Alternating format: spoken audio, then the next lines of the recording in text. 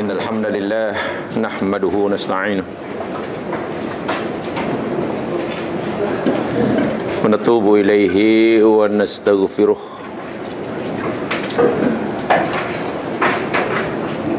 نعوذ بالله من شرور أنفسنا ومن سيئات أعمالنا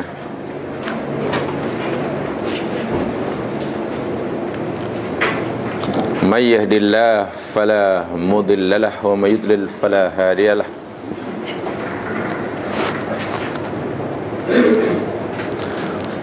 رضيت بالله ربا بالإسلام دينا وبمحمد نبيا ورسولا رب اشرح لي صدري ويسر لي أمري wahlul 'uqdatam min lisani yafqahu qawli. Amma ba'd.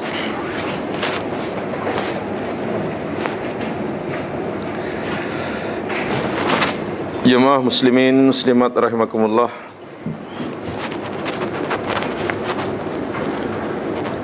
Kita akan teruskan siri pengajian hadis kita.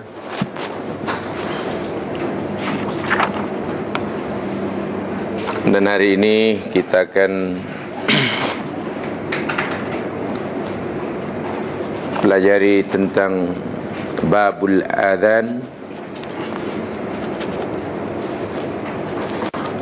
bab azan,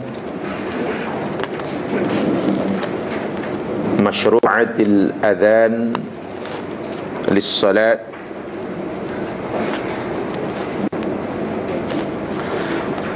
bab tentang disyariatkannya azan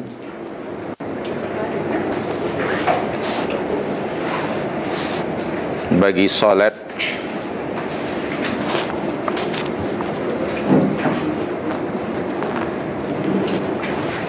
Hadis yang ke-190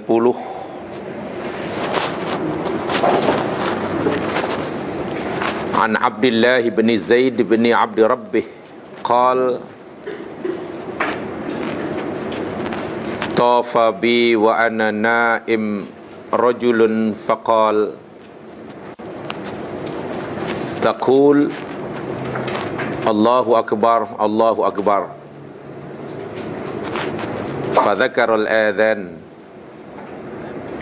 bitarbi'it takbir bighairi tarji' wal iqamah farada ila qad qamat as-salah. Qal falamma asbahtu ataitu Rasulullah sallallahu alaihi wasallam faqal innaha la ru'ya haqq.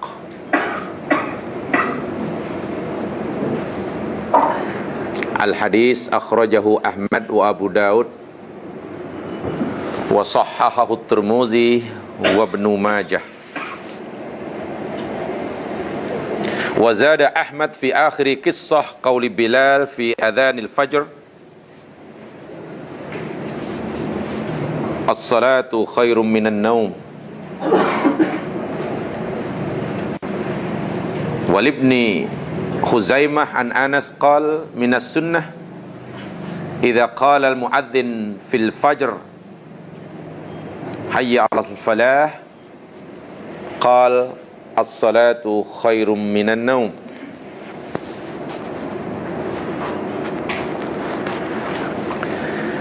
Dari Abdullah bin Zaid bin Abdi Rabbih, dia berkata,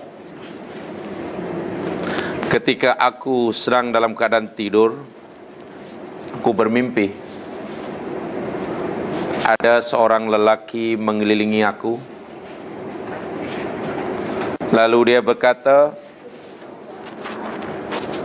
sebutkan oleh kamu Allahu Akbar, Allahu Akbar.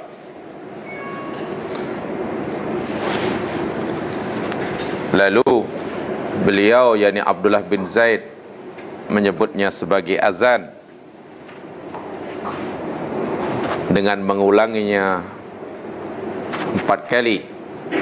Tarbi' daripada perkataan arba'ah, tarbi'it takbir, Allahu Akbar, Allahu Akbar, Allahu Akbar, Allahu Akbar, tanpa tarji'. Jadi dengan suara yang rendah dan juga tinggi. Wal iqamah furadah, dan ucapkan secara sekali, tunggal. Qad qamat as-salah. Berkatalah dia, Abdullah bin Zaid, ketika berpagi-pagi aku segera menemui Nabi sallallahu alaihi wasallam, lalu baginda bersabda, sesungguhnya ia adalah mimpi yang benar. Sesungguhnya dia adalah mimpi yang benar. Hadis ini yang memberikan tentang asal usul azan, disyariatkannya azan. Azan yang dari segi bahasa bermaksud al-i'lam, pemberitahuan. Dari segi bahasa bermaksud al-i'lam, pemberitahuan. Wal adhan istilahan, makna secara syar'i, al-azan huwa al-i'lam bidukhuli waqti as-salah bi alfadhin makhsusah. Azan ialah pemberitahuan, satu pemberitahuan akan masuknya waktu solat dengan lafaz-lafaz yang tertentu. Dengan lafaz-lafaz yang tertentu.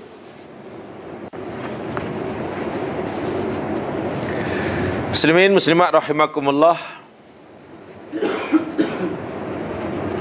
Selepas Allah Subhanahu wa taala pindah ke Madinah Al-Munawwarah pada tahun yang pertama Hijriyah,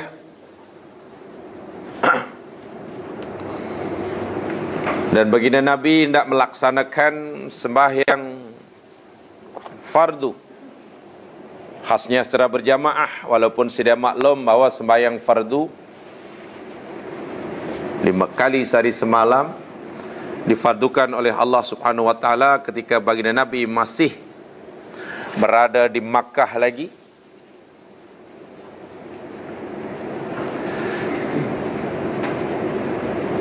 Mereka berbincang bagaimana nak bagi tahu orang Madinah, orang Islam, nak menyeru mereka, memberitahu, maksudnya menyeru mereka untuk mengerjakan solat. Bagi tahu yang waktu solat dah tiba dan mengajak mereka untuk ramai-ramai mendirikan solat.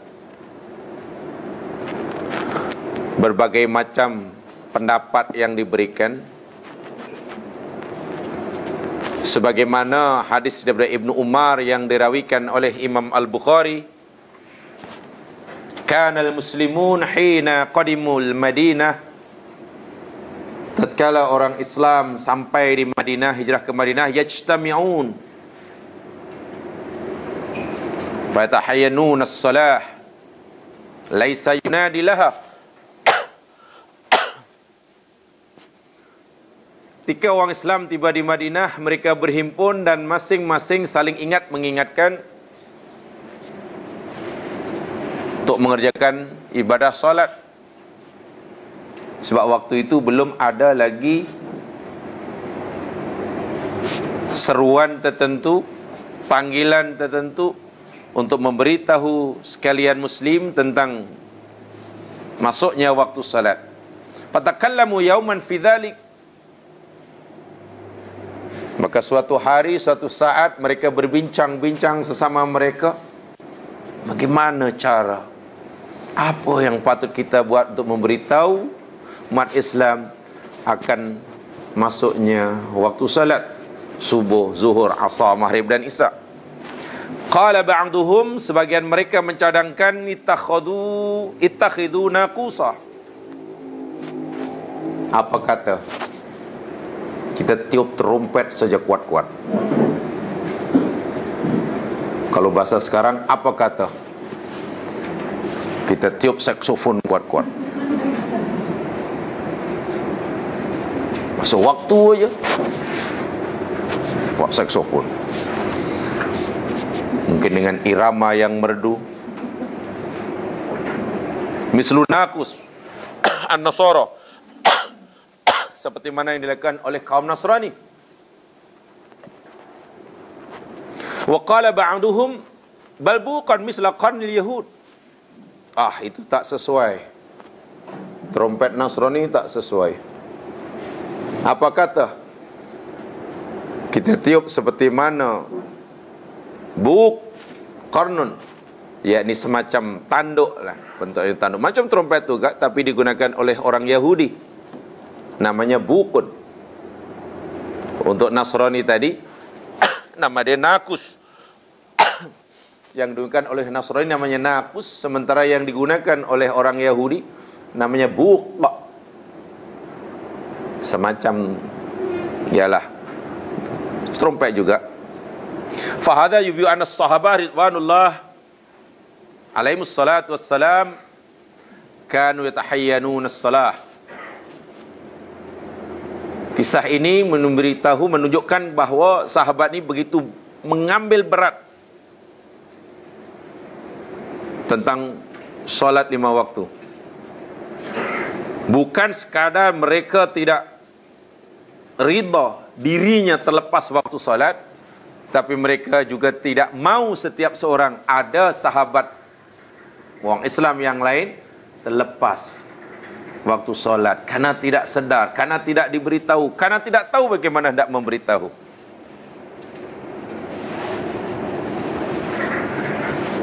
Panjang hadisnya, seperti Ibn Qadhi Iyad telah menceritakan, semuanya ditolak.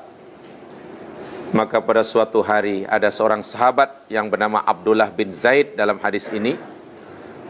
Masa tidur ia bermimpi didatangi oleh seorang lelaki dan mengajarkan lafaz azan seperti mana yang kita kenal sekarang. Pagi-pagi, kata si Abdullah bin Zaid bin Abdi Rabbi, beliau segera menemui Nabi dan menceritakan apa yang dia mimpikan malam hari. Rasul sallallahu alaihi wasallam meresponnya, ini adalah mimpi yang benar. Ini mimpi yang benar. Karena dibaca daripada awal Allahu Akbar dan seterusnya. Lalu Nabi bersabda kepada Abdullah bin Zaid, alqih ala Bilal. Wahai Abdullah, kau cari sekarang Bilal di mana? Kau bagi tahu kepada Bilal. Kau ajar dia ucapan-ucapan ini. Alqih ala Bilal. Fa innahu anda sautan mink. Alasan Nabi menyuruh si Abdullah untuk mengajarkan apa yang dimimpikan, karena Nabi kata itu mimpi yang benar. Karena Bilal anda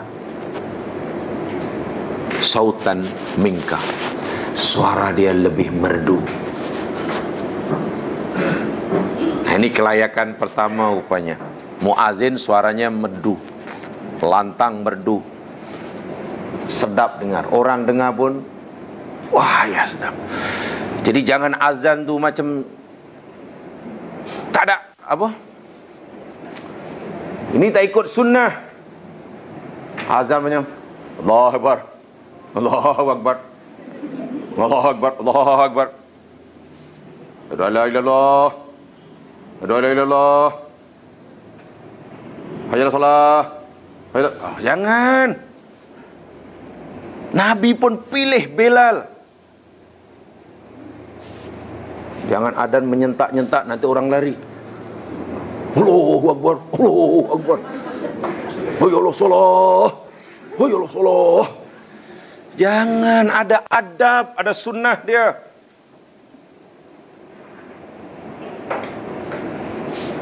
Jamaah mungkin belum mendengar kisah seorang muazin. Ada satu perkampungan minoriti Muslim berada di tengah-tengah majoriti non-Muslim. Taulah bila minoriti berada di tengah-tengah majoriti susah sikit. Azan cantik azan. Tiba-tiba adalah seseorang yang nak sangat melaungkan azan, tapi jamaah tak setuju. Kalau bahasa sekarang, EJK tak restui. Sebab suara dia tak sedap. Suara orang ni tak sedap. Tapi saya nak azan juga, nak kuat juga. Dia kata, jangan, suara kamu tak sedap, nanti orang lari. Dia dilarang ini, salah faham pula. Dia ingat orang yang melarangnya, jamaah yang melarang ini tak benarkan ia melaungkan syiar Islam. Kamu sudah menghalang aku untuk melaungkan syiar Islam. Saya nak melaungkan azan, kenapa kamu tak benarkan?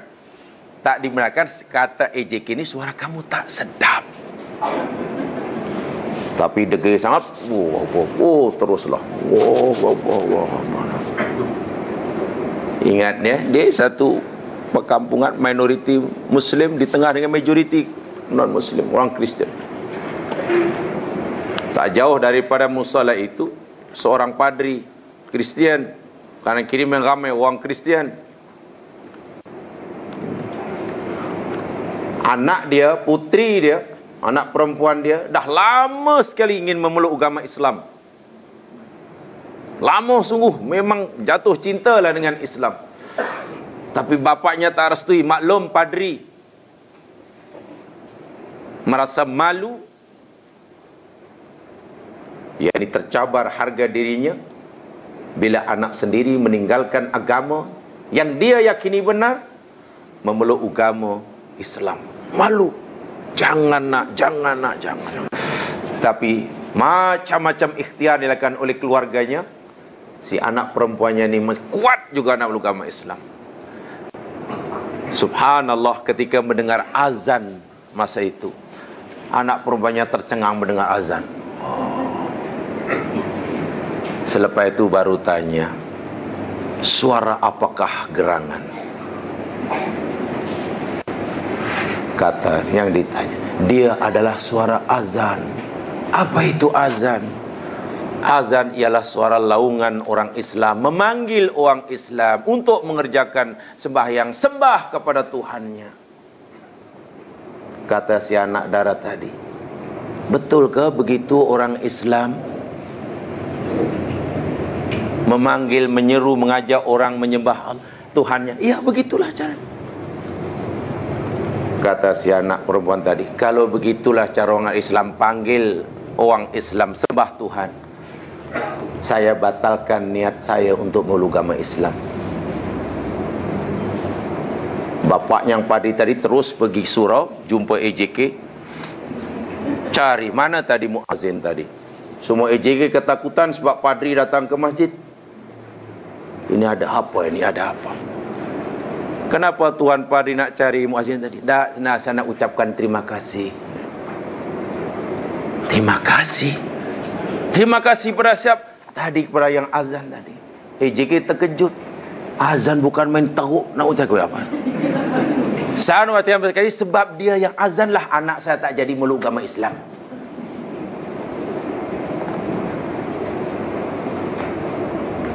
The moral of the story dia ialah azan itu baik. Islam itu cantik. Tapi bila Islam diterjemahkan, diamalkan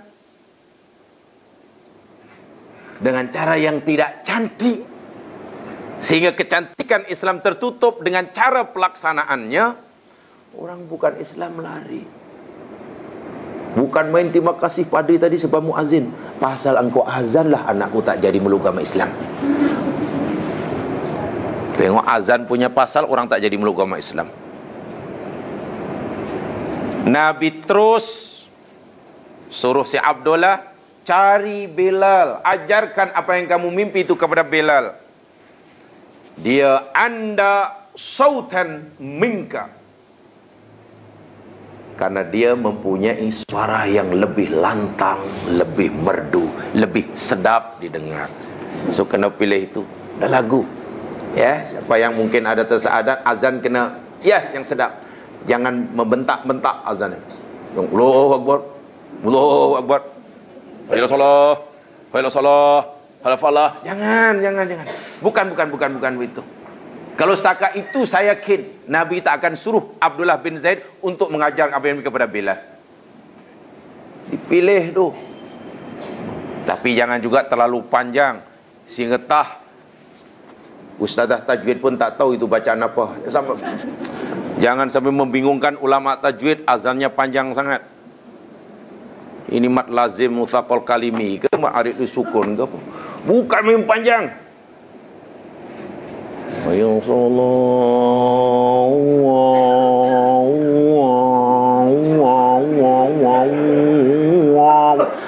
Allah, tu apa wah.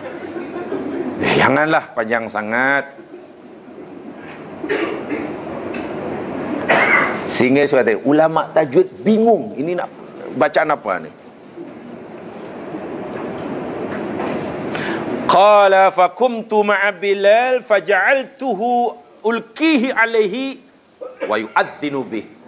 Apapun kata Abdullah, segeralah cari Bilal, jumpa, aku ajar dia apa yang aku mimpikan, dan Bilal pun yu'adzinu bih. Qala fasami'a dzalika Umar bin Al-Khattab.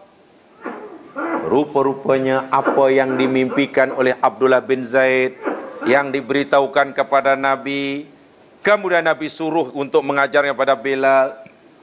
Peristiwa ini didengar oleh Umar bin Khattab sampai kepada sepengetahuan Umar bin Khattab radhiyallahu anhu. Wa huwa fi baitihi. Ketika Bilal melaungkan azan kali pertama, Umar dah, suara apa ini?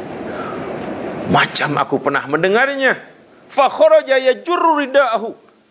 Apalagi Umar pun terus tinggalkan rumah dia, pergi ke masjid. So inilah kali pertama Umar dengar yajurru ridaah. Jarul yajurru itu mana sambil menyingsingkan jubah dia. Pasal nak laju, nak lari laju kena macam tu. Pakaian dia diangkat laju. Wa yaqulu wallazi ba'atsaka bil haqq laqad ra'aitu mithla allazi ara. Jumpa Rasulullah, terus Umar bersumpah, demi Allah wahai Rasulullah, demi zat yang jiwaku berada pada genggaman tangannya, aku mimpi sebagaimana laqad ra'aitu mithla allazi ara. Aku mimpi sebagaimana yang dia mimpi. Itulah yang aku mimpi orang tadi. Suara itulah yang aku dapatkan dalam mimpi aku. Faqala Rasulullah SAW. Lalu pun Nabi kata, falillahil hamd.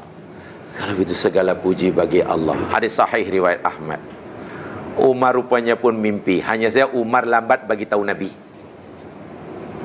Sudah atau didahului oleh Abdullah bin Zaid. Umar memang seringkali jamaah sekalian, apa yang dia fikir, kadang apa pendapat dia bersesuaian dengan wahyu yang belum pun turun. Itu kisah sendiri. Umar seringkali dalam masa hidupnya punya pendapat, punya gagasan, punya idea, punya cadangan yang bersesuaian dengan wahyu yang wahyu pada masa itu belum pun turun. Itu kecembalangan Umar. Pendapat dia sesuai sama dengan wahyu yang belum pun turun. Kan hebat tu. Kita wahyu dah lama turun pun kerana tak sama dengan yang Quran. Mana kita bukan Umar lah. Quran dah lama depan pun pendapatnya lain daripada yang ni. Fahaman kita pun pelik-pelik. Itu dalam kisah lain. Ada pendapat Umar yang bersesuaian dengan wahyu ini, dengan wahyu ini. Satu diannya azan, satu diannya hijab, satu diannya makom Ibrahim, satu diannya tentang tawanan perang. Itu semua tu, termasuk makom Ibrahim, kita solat di makom Ibrahim. Umar cadangkan, ya Rasulullah, alangkah elok ya kita sembahyang di Kaabah ni, sebab yalah di Kaabah ni mana-mana boleh sembahyang, sini boleh, situ boleh, situ boleh. Tapi kan elok ya kalau kita jadikanlah ni makom Ibrahim ni sebagai tempat sembahyang. Jadi tok imam duduk situ lah dekat tu. Yang lain boleh makmum dia bilang. Itu cadangan Umar. Tak lama kemudian turun ayat, wattakhidhu min maqami Ibrahim musalla, dan jadikan oleh kamu makom Ibrahim itu sebagai musalla. Musalla itu tempat sembahyang. Macam mana hati tak tergetar, punya cadangan wahyu benarkan. Sedangkan kita sayang tadi, wahyu dah lama turun pun lari dah lintang pukang tak apa-apa. Nah, itu kehebatan Umar. Sangat hebat. Sangat hebat. Jadi daripada hadis ini yang masih ada juga hadis-hadis yang semakna dengannya, sebab hadis ini banyak yang berkaitan dengan mimpi ini. Anna kalimatil adhan ru'ya manami ra'aha sahabi jalil wa qarru 'alaiha an-nabiyul karim sallallahu alaihi wasallam. Bahwasanya kalimat-kalimat azan ini, Allahu akbar, Allahu akbar, Allahu hinggalah habis la ilaha illallah, merupakan kalimat-kalimat hasil daripada mimpi seorang sahabat yang dibenarkan, diakui kebenarannya oleh Nabi SAW. Dalam bahasa hadis, ini bermakna dalil disyariatkannya azan yang kalimat-kalimat tadi berasal dari mimpi sahabat, lalu Nabi membenarkannya. Itu dipanggil hadis takriri, pengakuan. Nabi akui, Nabi iktiraf, Nabi terima. Termasuk hadis juga, walaupun bukan sabda Rasul, bukan Nabi yang mengajarkannya, bukan Nabi yang menyuruh Bilal baca ini, Bilal 1, 2, tak. Sahabat bagi tahu pada Nabi, dan Nabi, iya, ini adalah mimpi yang benar. Pengiktirafan Nabi terhadap apa yang dilakukan oleh sahabat, dibenarkan oleh Nabi, itu namanya hadis takriri. Dengar hadis. Dan ini boleh, ini mesti diterima.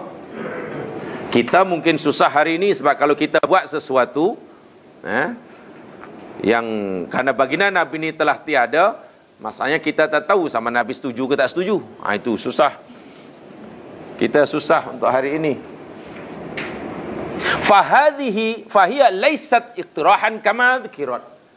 Ini bermakna kalimah azan bukan sesuatu yang diada-ada, yang direka-reka seperti mana mungkin pendapat-pendapat yang tak betul. Bal hiya ru'ya haqqun, ru'ya salihah. Ia adalah mimpi yang benar. Dan nilai mimpi yang benar ini, subhanallah, 1/46 kenabian. Mimpi yang benar nilai dia 1/46 kenabian, kata Rasul sallallahu alaihi wasallam. Ada nilai dia, tapi hanya 1/46. Dan orang ini dipilih oleh Allah, diberi mimpi yang benar. Wa minal ma'lum anna ru'ya juz'un min sab'ina juz'an minan nubuwah. Dalam ayat-ayat apa yang lain, apa dinyatakan bahwasanya bukan 26, sab'in, 70. Nabi SAW bersabda dalam hadis Ahmad, ar-ru'ya juz'un min sab'ina juz'an minan nubuwah. Mimpi yang benar itu adalah sebahagian daripada 70 bagian kenabian, bukan 46. 70 60 bukan. Ru'ya yang 46 tu yakni mimpi Rasul sallallahu alaihi wasallam sebelum jadi nabi. Mimpi Nabi sebelum jadi Nabi 1/46 kenabian. Mimpi kita nilai dia sebagian daripada 70 bagian kenabian Nabi. Apa tanda-tanda mimpi yang benar ya? Sebab kita tak tahu. Ya, dalam satu ayat, asdaquhum ru'yan asdaquhum hadisan.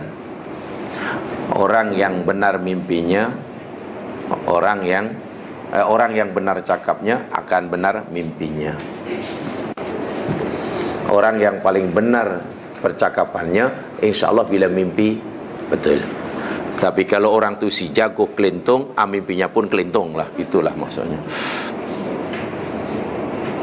Hadis Ahmad kata mimpi yang benar ialah satu bagian daripada 70 bagian kenabian. Itu hadis Ahmad. Sementara dalam hadis Bukhari dan Muslim, ar-ru'yas salihah juz'un min sittatin wa arba'ina juz'an minan nubuwah.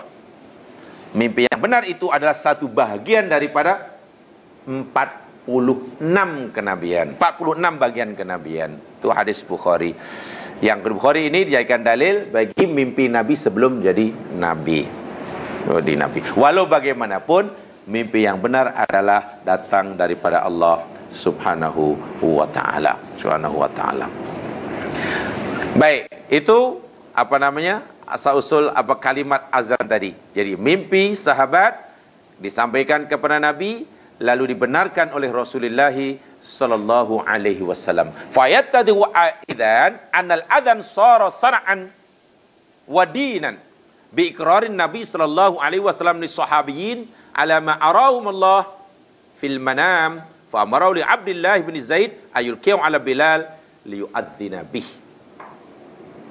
Maka nyatalah sekarang bahawa azan merupakan syariat agama berdasarkan pengakuan dan penerimaan pengiktirafan Rasul terhadap dua sahabat yang memimpikannya.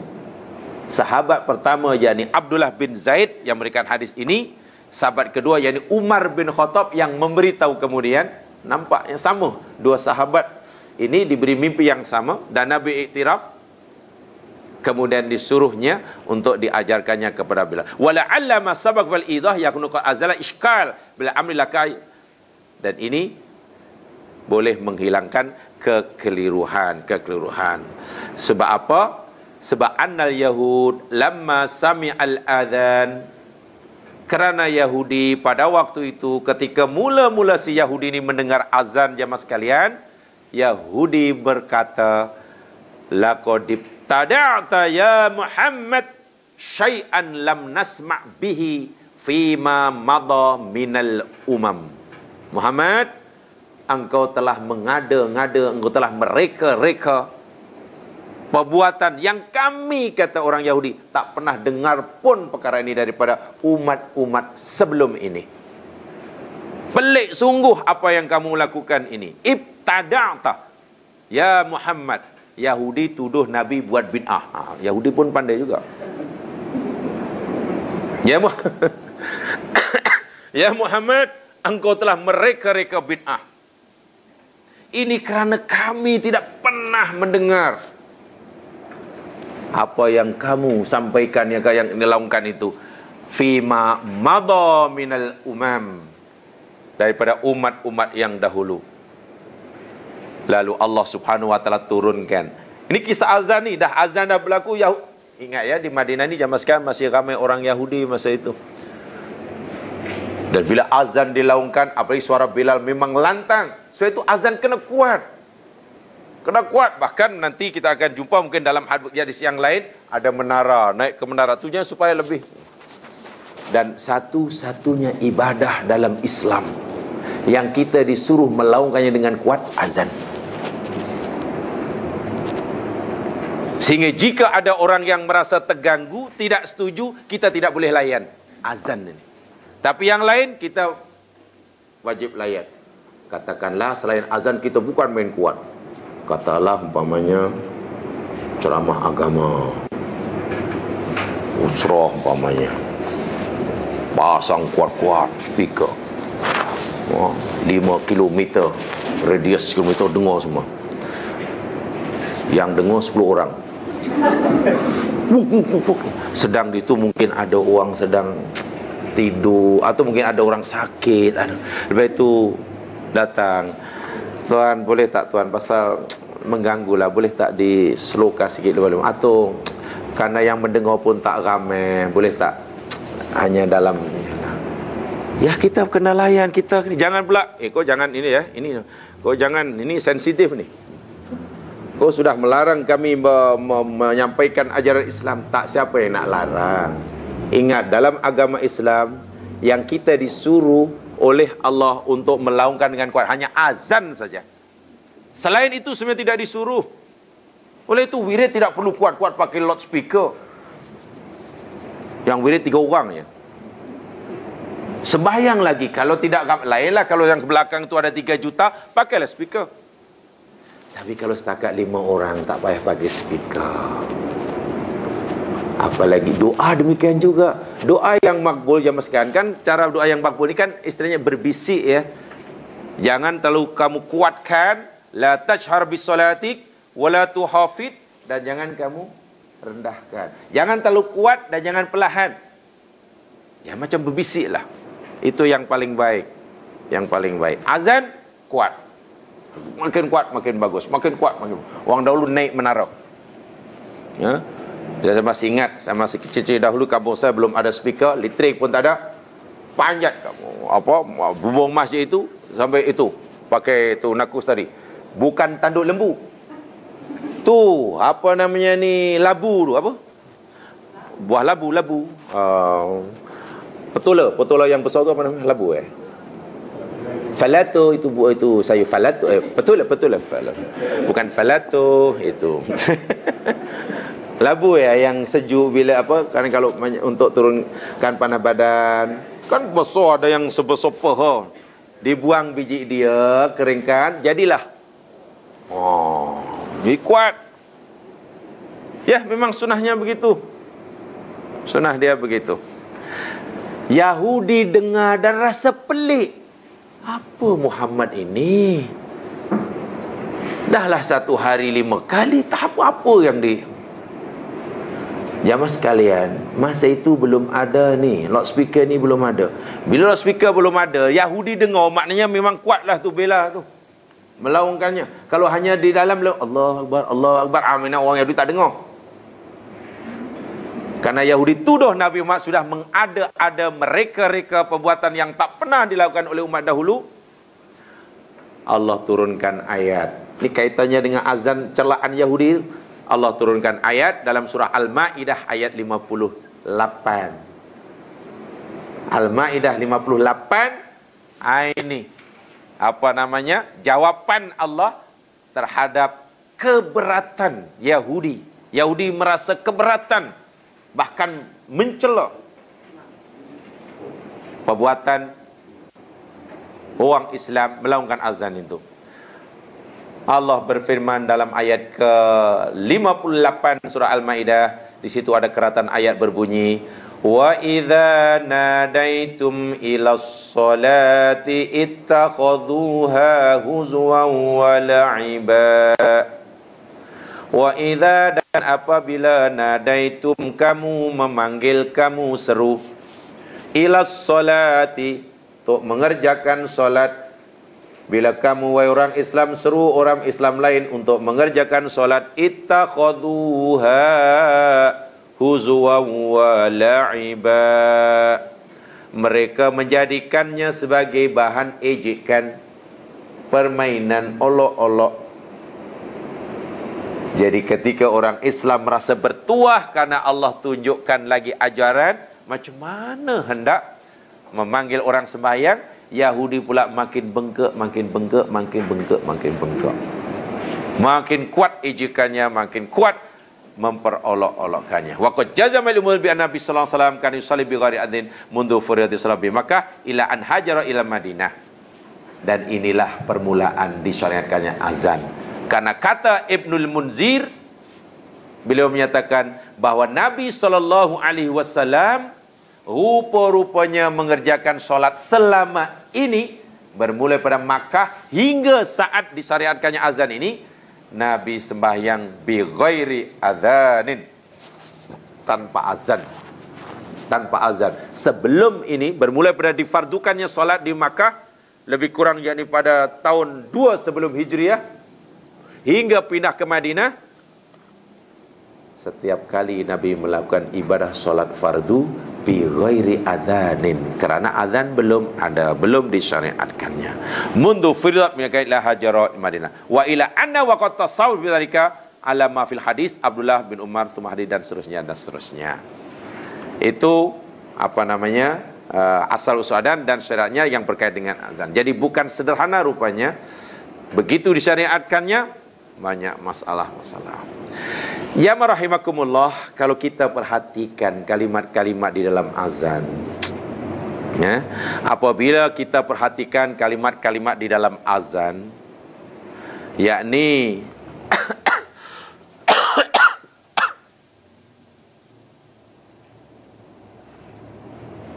kalimat yang terdiri daripada 12 perenggan, ya, 12 perenggan lah. Allahu Akbar, Allahu Akbar, Allahu Akbar, Allahu Akbar, 2. Asyhadu an la ilaha illallah, asyhadu an la ilaha illallah, 4. Asyhadu anna Muhammad Rasulullah, asyhadu anna Muhammad Rasulullah, 6. Hayya 'alas shalah, hayya 'alas shalah, 8. Hayya 'alal falah, hayya 'alal falah, 10. Allahu Akbar, Allahu Akbar, la ilaha illallah, 12 ya. 12 perenggan ini. Nah. Walaupun 12 sebab ada diulang-ulangkan semuanya, semua diulang-ulang. Jadi merupakan kalimat tauhid yang subhanallah kandungan maknanya. Ada beberapa masalah yang berkaitan dengan akidah dalam azan. Dalam azan. Al-azan ala qillati al-fadhi kama yaqulu al-Qurtubi mustamilun ala masailil aqidah. Azan dengan lafaznya yang tak terlalu banyak sangat, sebenarnya 12 perenggan tadi hanya 5 kalimat aja, 5 jumlah. Allahu Akbar, Allahu Akbar, tu kira satu je lah, Allahu Akbar je lah. Asyhadu alla ilallah, asyhadu anna Rasulullah, hayya 'alas shalah, hayya 'alal falah, itu je lah. Kan hanya 5 je kan. Tapi kadang-kadang nak pergi berpegang pasal diulang-ulang jadi 12 lah. Hakikatnya hanya 5 ayat aja. Allahu Akbar, Allahu Akbar, asyhadu an la ilaha illallah, asyhadu anna Rasulullah, hayya 'alas shalah, hayya 'alal falah. Sudah. Sebab di hujung Allahu Akbar lagi, la ilaha illallah lagi.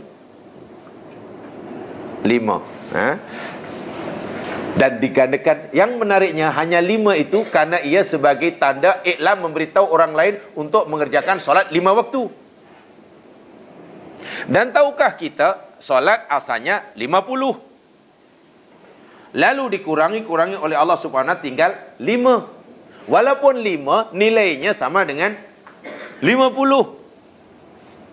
Subhanallah, iya azan tadi hanya 5 ayat.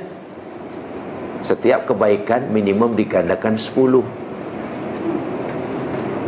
Maka 5 jadi 50. 5 jadi 50. Di sini ada keserasian rupa-rupanya. Baik, saya teruskan. Apa kata Imam Al-Qurtubi di dalam tafsirnya? Seorang mufassir daripada Espanyol, seorang mufassir daripada Espanyol, Spain, ya, yang tepatnya ia bermustautin di Cordoba, sebab itu bernama Qurtubi. Al-Qurtubi itu sebab dia mustautin di Cordoba, sebab itu Al-Qurtubi. Kalaulah kata bermustautin di Perak, Al-Biraqi. Al-Biraqi lah. Kalau mustautinnya di kalimah azan mengandungi masalah-masalah akidah yang asas. Li'annahu bada'a bil akhabriyah, karena ia bermula dengan takbir, Allahu Akbar, Allahu Akbar. Wa hiya tatadammanu wujudallahi wa kamalih. Dengan kalimah Allahu Akbar, kalimah Allahu Akbar mengandungi, bukan sekadar mengandungi kewujudan Allah Subhanahu wa taala, tapi juga mengandungi makna kamalu, kesempurnaannya.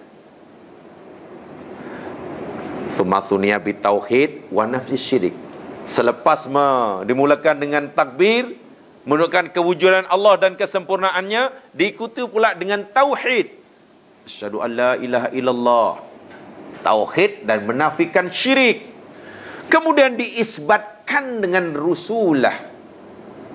Rusulah itu maknanya kerasulan. Nubuwah, kenabian. Asyhadu anna Muhammadar Rasulullah. Barulah dipanggil itu da'ilat ta'ah al-makhsusah akibat syahadah, berisalah.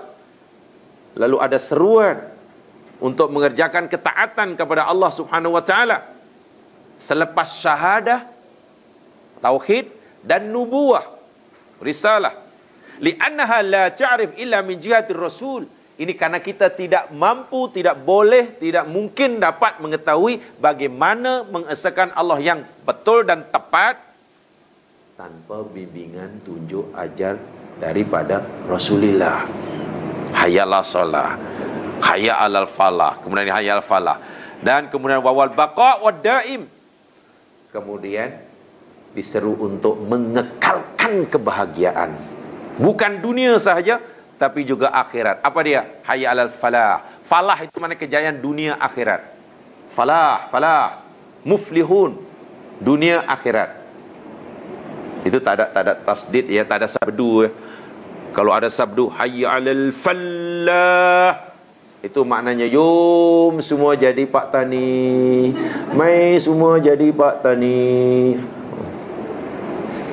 Tak boleh jadi selainnya. Jangan hayya 'alal falah, itu bukan falah, falah, dunia akhirat. Fihi isyarah ilal ma'ad. Ini sebagai isyarat, sebagai bukti adanya hari kebangkitan, hari kiamat. Itu ma'ada tauhidan, kemudian ditutup dengan tauhid lagi sekali. Allahu Akbar, Allahu Akbar, la ilaha illallah. Ini bermakna dalam kalimah azan yang diberikan oleh Allah Subhanahu wa taala kepada dua sahabat Nabi yang mulia, Abdullah bin Zaid dan Umar bin Al-Khattab, mengandungi al-usul ats-tsalatsah. Dalam kalimat-kalimat azan yang Allah ajarkan, berikan melalui mimpi kepada dua sahabat Nabi dan diiktiraf oleh Nabi kebenarannya, Abdullah bin Zaid dan Umar bin Khattab, mengandungi al-usul ats-tsalatsah. Tiga dasar, tiga prinsip asas dalam agama yang dibawa oleh setiap Rasul. Ada tiga asas yang dibawa dalam agama yang dibawa oleh setiap utusan Allah. Daripada zaman Nabi Adam, khasnya zaman Nabi Nuh, Nabi Hud, Nabi Saleh, hingga Nabi Muhammad SAW. Apakah tiga prinsip, tiga tiang asas ini? Pertama, at-tauhid. Semua Nabi mengajak, menyeru umatnya mengesahkan Allah. Bukan sekadar menyeru mereka mempercayai adanya Allah, karena kebanyakan umat dahulu pun telah mengakui adanya Allah. Seruan para Rasul mengesahkan Allah. Tauhid. Ini asas yang pertama. Bacalah sejarah Nabi-Nabi dahulu, semuanya ubudullah, ma lakum min ilahin ghairu, sembah oleh kamu Allah, karena kamu tak ada Tuhan selainnya. Tuhan kamu yang sebenar Allah sahaja, Allah sahaja. Semua Nabi kata begitu kepada kaumnya. Menyeru tauhid. Ini prinsip, ini asas, ini tiang, ini dasar yang pertama. Yang kedua ialah rusulah, kerasulan, nubuwah, kenabian. Sebab itu setiap Nabi yang diutus oleh Allah memberitahu kepada kaumnya, inni lakum nadhirum mubin, aku ini utusan yang diutus oleh Allah memberi peringatan pada kamu. Dalam surah Yasin tengok, ketika Allah mengutus 3 utusan ke negeri Pompei di Itali, begitu kata mufassir kontemporari.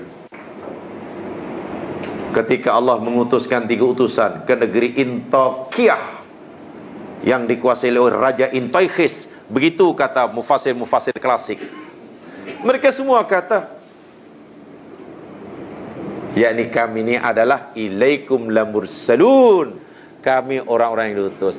Mesti mengakui adanya manusia pilihan Allah yang dijadikan oleh sebagai utusannya. Ini prinsip yang kedua. Mengakui kerasulan orang-orang yang dipilih oleh Allah.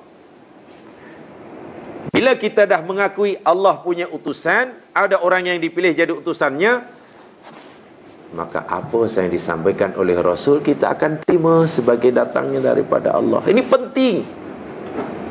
Sebab tidak mungkin, tadi saya kata Imam Al-Qurtubi, kita tidak mungkin dapat mengetahui apa yang Allah mahukan untuk kita lakukan, apa yang Allah mahukan untuk kita tinggalkan, kecuali ada tunjuk ajar, bimbingan daripada utusannya. Menafikan adanya utusan Allah, tidak percaya adanya nubuah dan rusulah, ya nanti mungkin manusia ni akan menyembah Allah sesuai dengan selera masing-masing. Rasa-rasa macam inilah yang Allah suka tu, rasa-rasa inilah yang Allah tak suka. Oi, kacau lah. Kalau 10 orang lah cara ibadah dia. Dan lepas itu kita nanti cenderung memaksa Allah untuk menerima ibadah kita. Ya Allah, apa yang hamba-Mu buat ni baik tau, ni baik tau, kau mesti terima tau. Macam mana kita tahu yang benda yang kita buat ni baik? Allah tak bagi tahu kita. Sebab itu perlu ada Nabi yang mengajar kita. Selepas ada tauhid, asas kedua yakni rusulah atau nubuah. Yang ketiga, ini prinsip yang ketiga, asas ketiga, usul yang ketiga, al-ma'ad, mempercayai adanya hari kebangkitan, yaumul ba's, hari kebangkitan. Setiap rasul khasnya bermula daripada Nabiullah Nuh alaihi salam hingga Nabi Muhammad sallallahu alaihi wasallam menyeru, memberitahu umatnya akan ada kematian, kebangkitan. Dan dalam azan ni ada 3 ini. Dia punya masailul akidah, masalah yang berkaitan dengan akidah, kata Imam Al-Qurtubi, dah mengandungi al-usul at-thalasah. Tak hebat dari segi makna dah hebat. Sebab itu laungan azan kita tak boleh suka-suka. Nanti kita sampai dah hadis yang terakhir. Apa yang patut kita buat bila azan dilaungkan? Kita tak boleh cakap-cakap, tak boleh. Kita tak boleh sembang, tak boleh. Dan orang yang mendengar azan kemudian menjawabnya, kemudian lepas itu membaca doa yang diajarkan, Nabi menyatakan halat lahu syafaati yaumul qiyamah. Dalam matan yang lain, wajabat lahu syafaati yaumul qiyamah. Berhak atas orang itu mendapat syafaatku pada hari kiamat. Menempah syafaat Nabi ini rupa-rupanya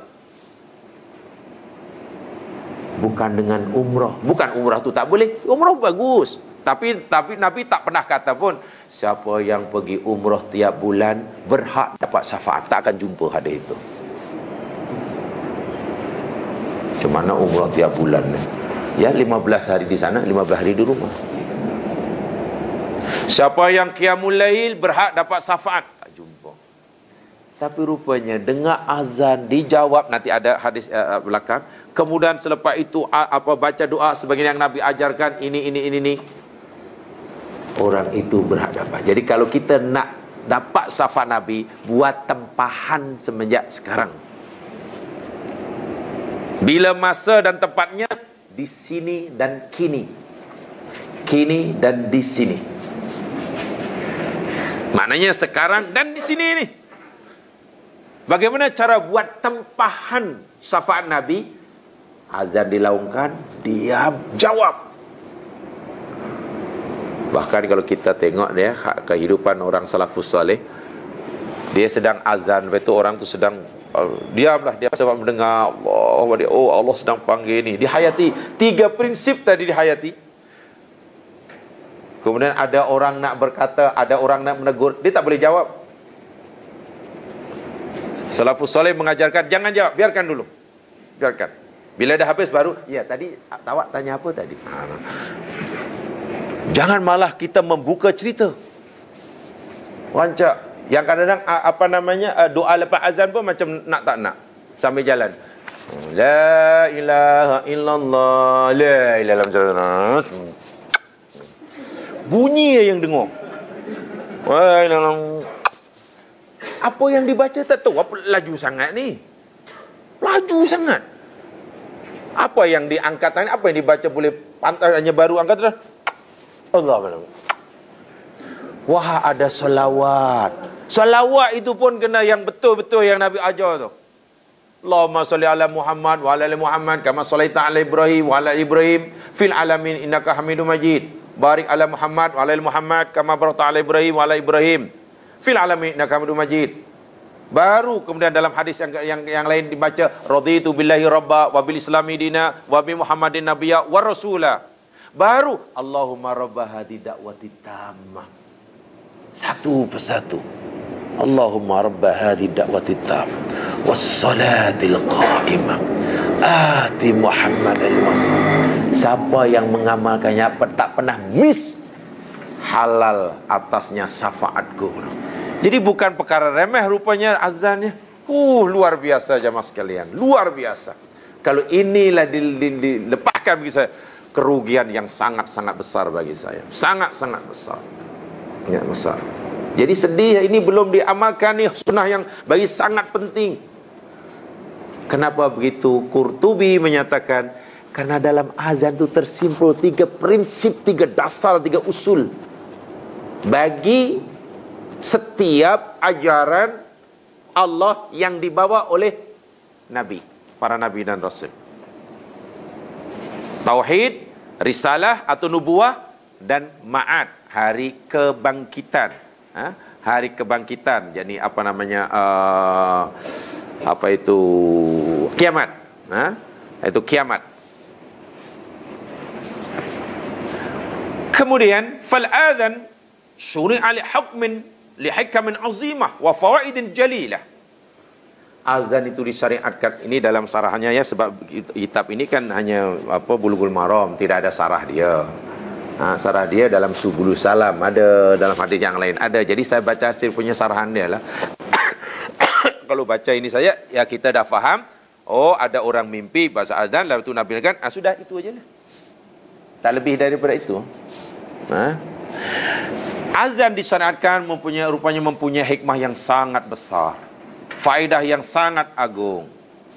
Berkatalah Al-Imam Ibnul Himam rahimahullah. Ibnul Himam rahimahullah berkata, Al-maqsud minal azan, al-maqsud minal azan lam yanhasir 'alal i'lam. Maksud disyariatkannya azan rupa-rupanya bila dihayati kandungan dan makna dia, bukanlah semata-mata terhad hanya nak bagi tahu orang yang waktu solat dah masuk. Bukan semata-mata itu sahaja. Bal huwa nasrun li dzikrillah wa dinih fi ardih. Sebaliknya azan ialah satu nasrun, satu penghibahan. Nasrun itu pandai menaburkan zikrullah dan ugamanya di bumi ini. Wa tadhkiran li ibadihi, peringatan kepada hamba-hambanya, jin dan juga manusia. Alladzina la yarasaqsum fil falawatil ibad. Kenapa begitu? Ini kerana kalau kita perhatikan seperti mana yang katakan Al-Hafiz Abul Abbas Al-Qurtubi. Berkatalah Al-Hafiz Abul Abbas Al-Qurtubi, yahsulu minal azan i'lamun bi thalathati asya', bahwa dengan dilaungkannya azan itu ada 3 perkara yang penting. Tujuan disyariatkannya, yang pertama bidukhulil waqt, itu betul. Nak memberitahu tentang masuknya waktu solat, itu betul.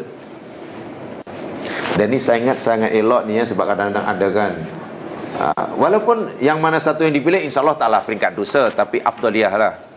Mungkin lepas maghrib ada kuliah maghrib. Lepas itu dah masuk waktu isyak.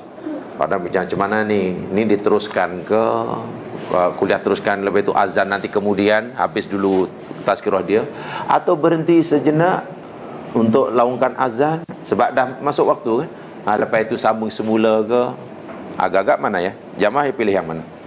Nak berhenti senyap azan dahulu lepas itu sambung, ataupun nak teruskan saja habiskan tazkirah dia sebab ustaz tu masih ada lagi 2 muka yang belum sampaikan. Dan bila habis baru nanti azan.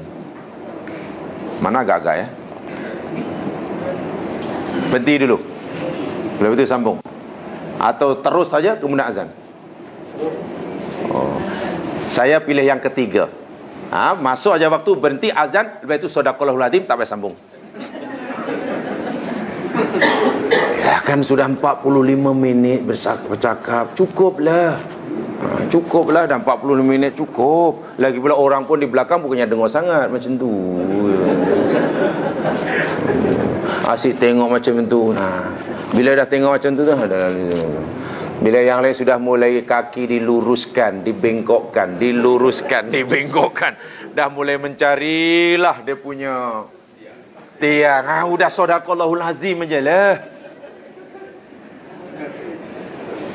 Ya, buat kan tak perlu panjang-panjang, bagi saya tak perlu panjang-panjang.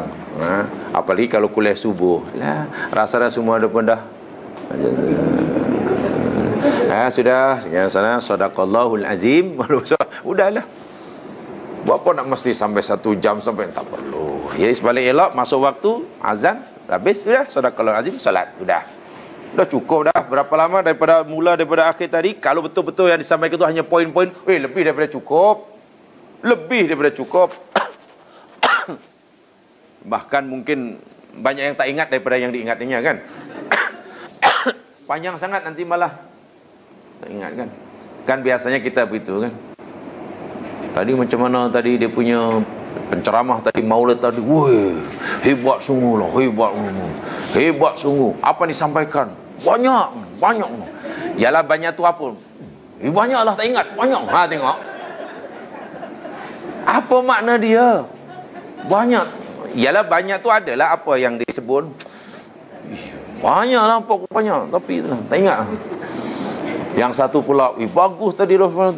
Kita tak kering gusi katanya. Ada pula 1,5 jam tak rasa. Sebuah pandai melawak lah orang tu. Tak tahulah itu tazkirah ke atau senario apa, tak tahu orang tu. Dia kata macam lawak. Masuk waktu tu betul. Ad-du'a ila jamaah. Tujuan yang kedua bukan sekadar memberi tahu bahawa waktu telah masuk. Yang kedua yakni menyeru, mengajak, doa, panggil ila jamaah, supaya jamaah lah. Itu sebenarnya tujuan yang kedua. Bagi waktu, bagi tahu masuk waktu tu betul ya. Yang kedua, mari jamaah. Wa makanus salah wa bizari syiar Islam. Dan yang pasti ialah yang ketiga, izharu syiaril Islam, yakni izhar maknanya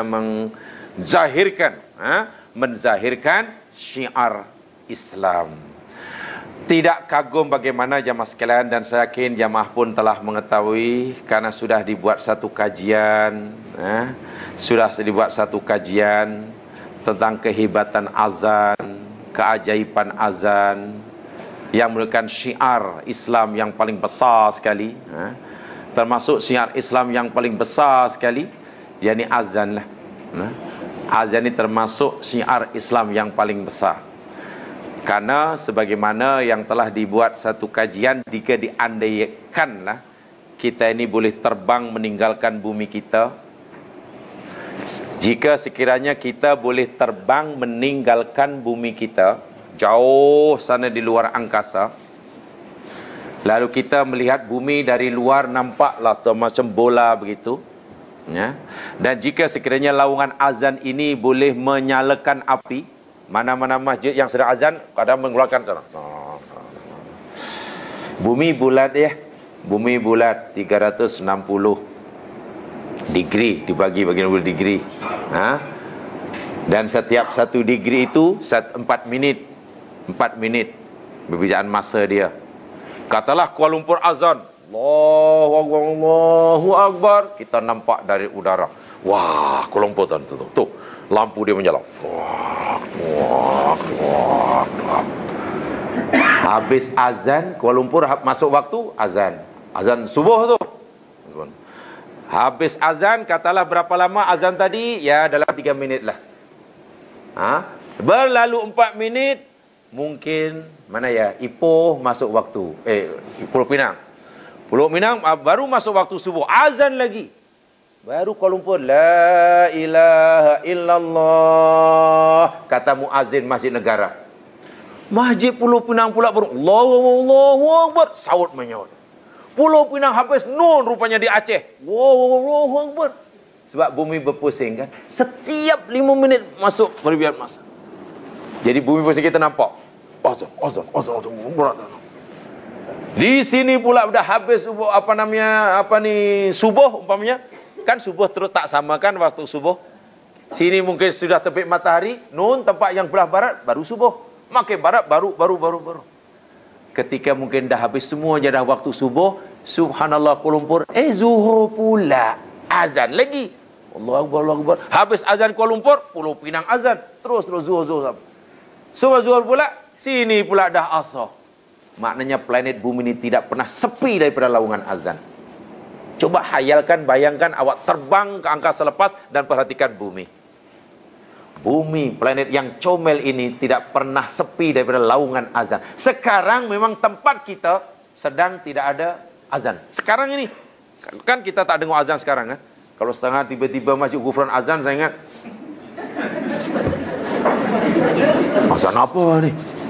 Ini maksud saya azan untuk solat ya. Sebab azan ni hakikatnya zaman saya hanya menyeru orang untuk solat. Untuk itu aja. Tapi kadang orang faham juga. Kalau malam-malam azan pun orang faham juga. Antara pukul 10 azan atau pukul 9 pagi azan di masjid. Sekarang ada orang faham. Oh, itu orang nak pergi haji katanya. Oh.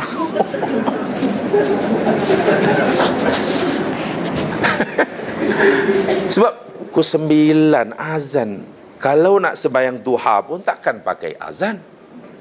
Kalau sembahyang zuhur belum masuk waktu. Nak kata azan subuh dah pukul 9 pagi. Nak kata nak sembahyang zuhur belum masuk waktu. Ini mesti ada orang nak pergi haji ni. Itu. Jadi kita pasal ada yang azan haji itu masalah dia. Tapi kalau kembali pada Rasulullah sallallahu alaihi wasallam, azan ni hanya untuk menyeru, mengajak orang sembahyang. Habis kalau hanya sekadar menyeru orang sembahyang, kenapa bayi yang baru lahir diazankan dan iqamahkan? Walaupun hadis itu dianggap lemah oleh yang lain, tapi ramai yang menganggapnya sahih.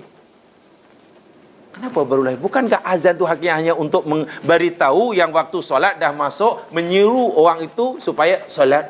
Lalu untuk bayi untuk apa? Sebab hanya ada dua ini sahaja. Satu solat dan satu untuk bayi. Saya untuk bayi. Baik, nanti saya jawab itu. Tetap saya sendiri yang nyoal, saya yang jawab lah. Sepatutnya tadi saya tak buat soal, jadi tak payah jawab. Saya kembali kepada tadi. Keajaiban dia sangat-sangat luar biasa. Ajaib azan ini. Sebab bumi, kalau kita boleh bayangkan, terbanglah ke angkasa lepas, tengoklah ke planet bumi. Tempat di bumi ini saut menyahut azan ini. Tak boleh buat. Sekarang tempat kita, kawasan kita memang tidak sedang azan.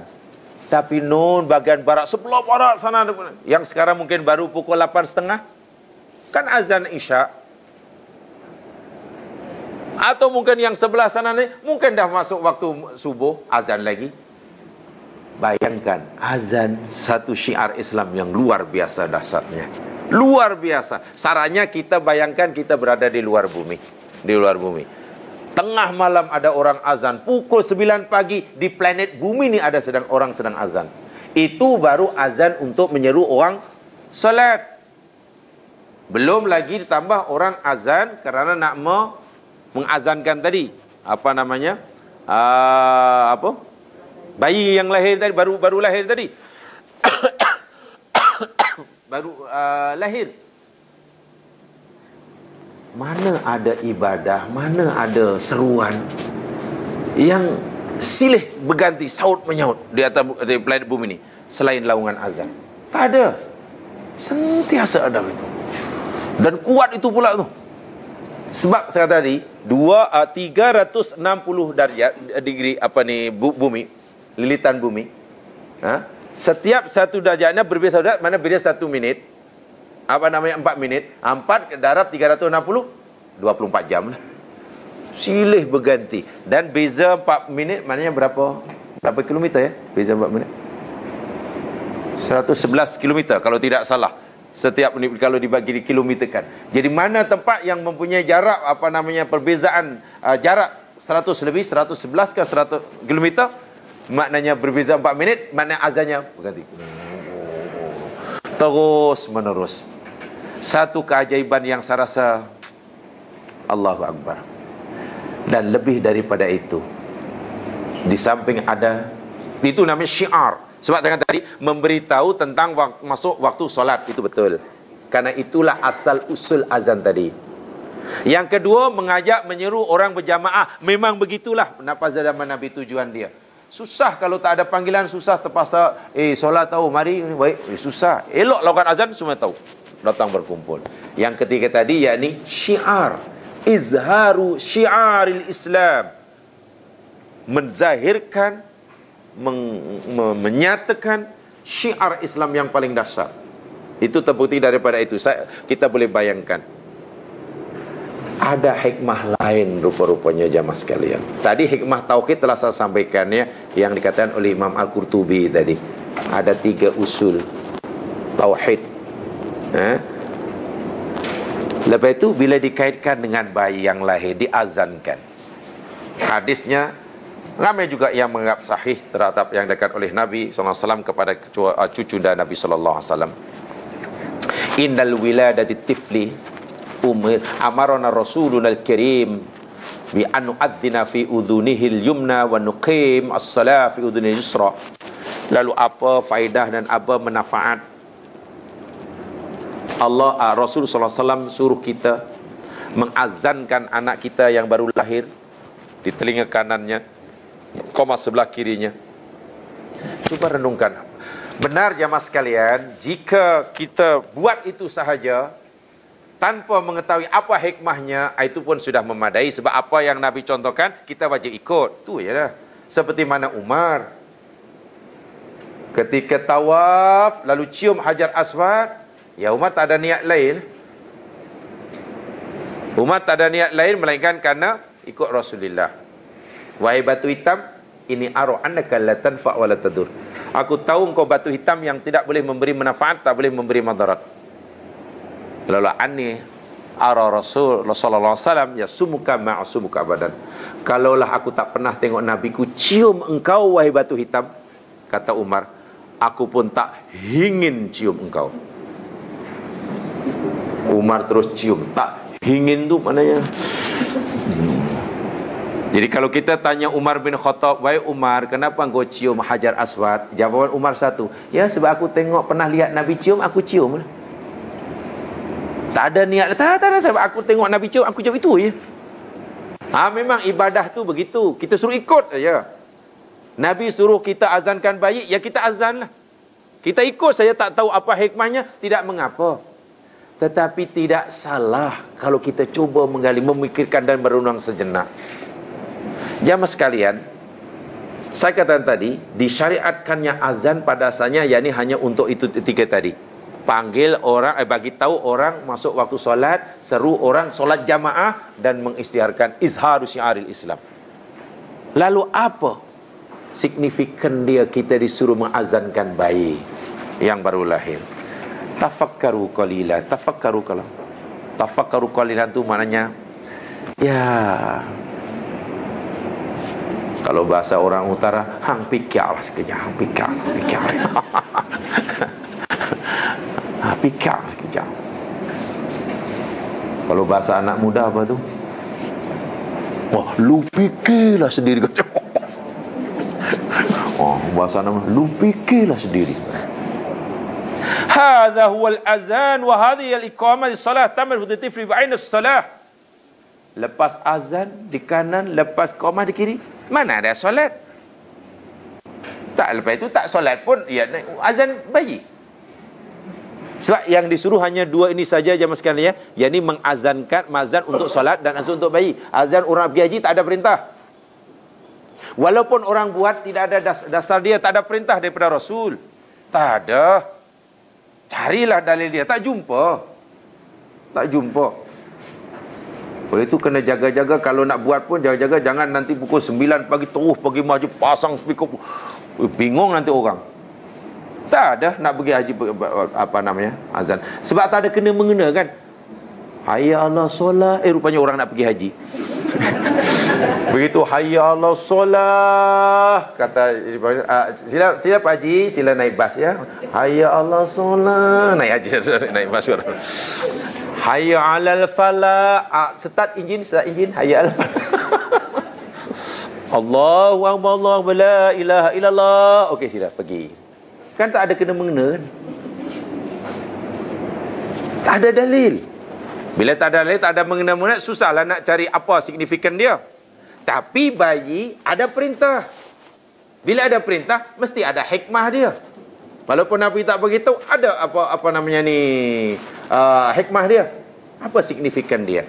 Tadi saya nyatakan, kata Imam Al-Qurtubi, di dalam azan ada masalah-masalah akidah. Betul? Ada masalah akidah itu berkaitan dengan 3 prinsip, 3 dasar. Tauhid, rusulah, kenabian atau Quran, dan hari kebangkitan. Hari kebangkitannya hayya 'alal falah itulah. Mari kita cari kemenangan dunia akhirat. Itu kaitannya dengan hari kebangkitan. Ada 3 tu masalah akidah. Rupanya ada yang berkaitan dengan yang ketiga ini. Begini maksudnya. As-salatu tusalli 'inda wafatihi. Alam talhadu anna as-salatul janazah bidunil adhan wal iqamah. Jamaah sekalian, mana solat yang kita nak didirikan selepas kita azan kan di telinga bayi tadi? Rupanya solatnya nanti bila dia dah mati. Bila dah mati kan disolatkan kan? Bukan bayi itu suruh solat, disolatkan. Tak, bila dah mati, bayi tadi dah tak jadi bayi lagi lah, sebab masa mati bukan bayi lagi. Kalau bayi pun bayi besar. Nah, bila dah jadi bayi besar, tiba ajal dia, meninggal, kan kita yang hidup diwajibkan menyembahyangkannya. Azannya dahulu, solat iqamahnya dahulu, solatnya bila? Tunggu bila dah meninggal. Apa maknanya? Maknanya jamaah sekalian, innama kanal azan wal iqamah yauma maulidihi was salatu yauma wafatihi wa hadhi ibratun ala anna dunya ma hiya illa sa'ah.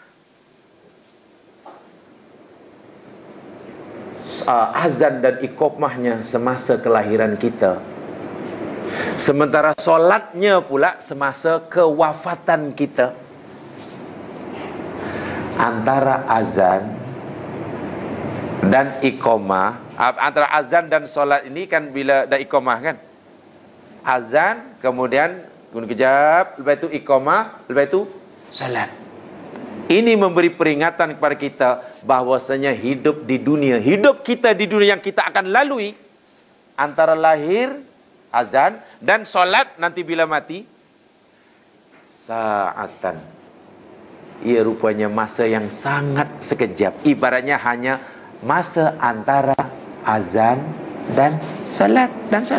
Berapa lama biasanya antara muazin azan, lepas itu tunggu sekejap, lepas itu iqamah, lepas itu salat? Biasanya berapa lama? Ada 2 jam? 2 jam ni sampai solat apa gambarnya? Nabi kata paling tidak kalau sembahyang subuh, tunggulah hingga orang habis makan, bukan? Azan, lepas itu bagi masa agak-agak kalau orang makan, dah habis makan, baru iqamah. Mana sekejap. Ini isyarat ya mas sekalian. Ini memberi satu isyarat bahawa hidup kita ini, antara kelahiran kita dengan masa kematian kita, ibaratnya hanya masa antara azan dan iqamah.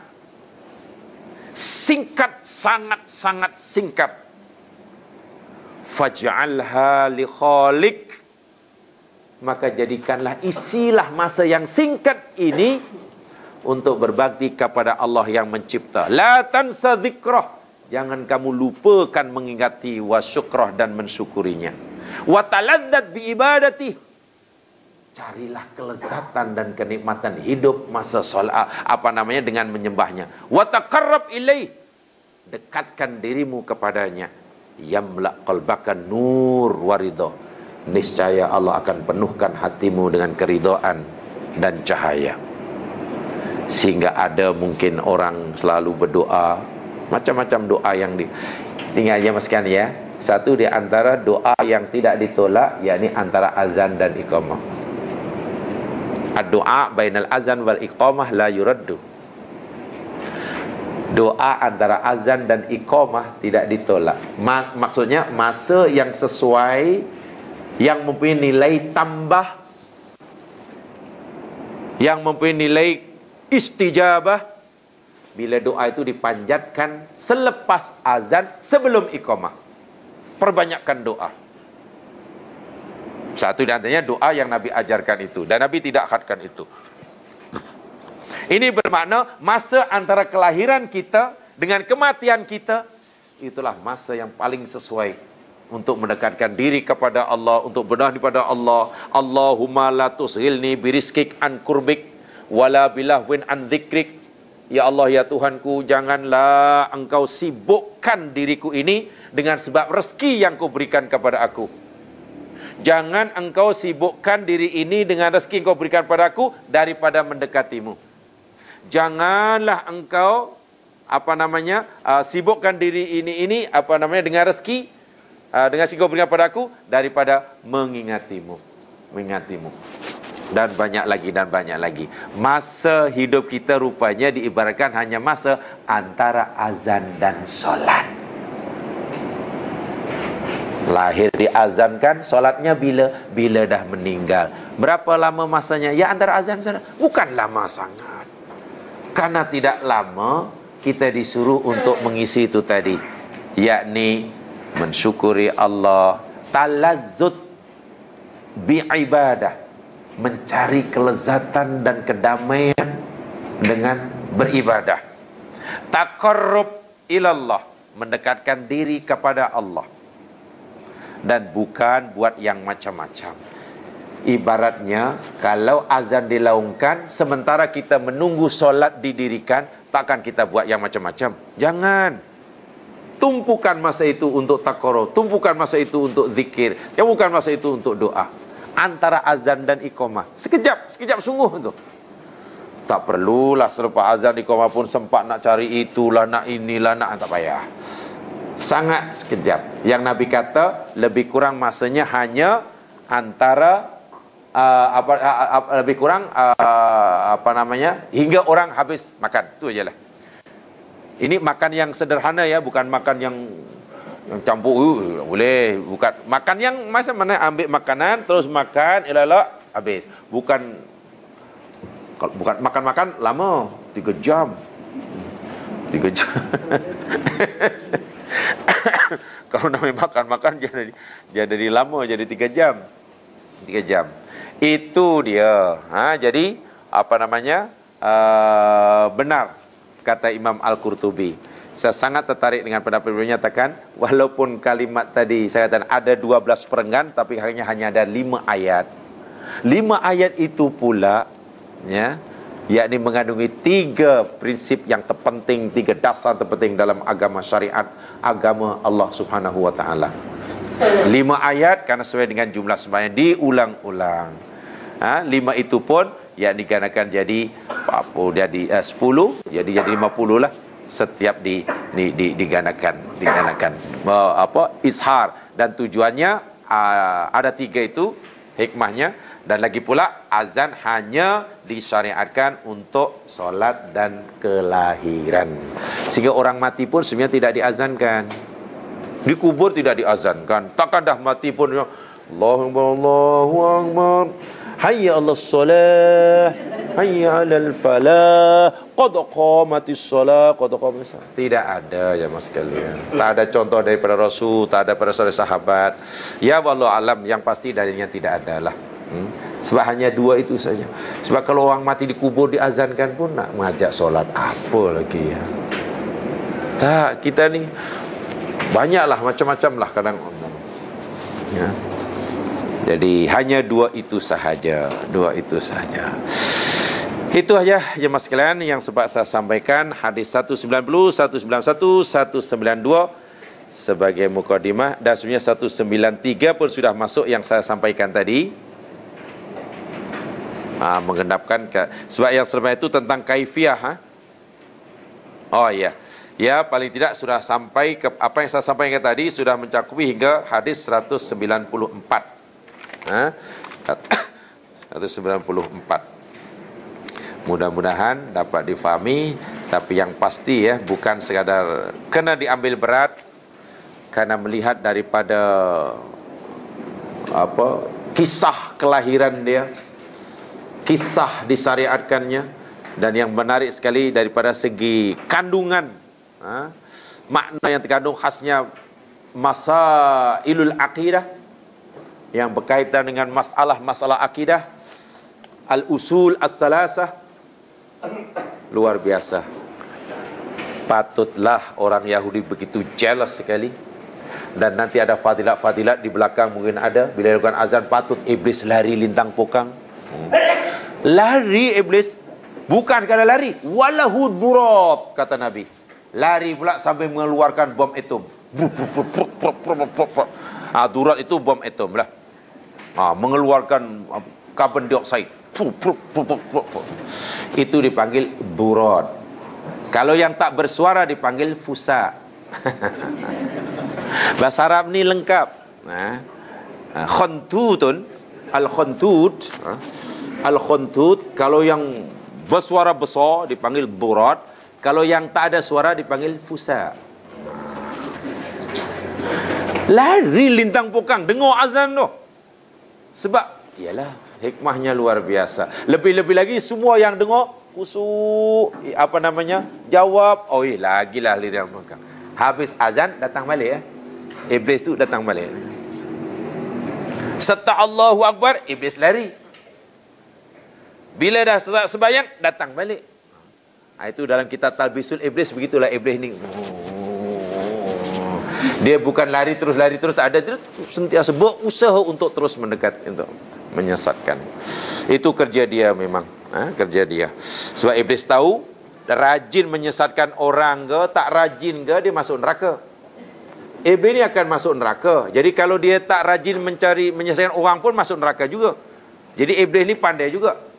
Daripada aku masuk neraka seorang-seorang, elok cari kawan lah, rombongan kan. Itu kerja dia macam tu lah. Memang kerja dia macam tu.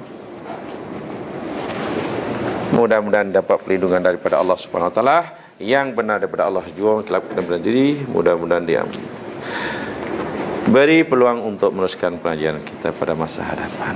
Subhanakallahumma bihamdika asyhadu an la ilaha illa anta astaghfiruka wa atubu ilaik. Bismillahirrahmanirrahim. Wal 'ashr.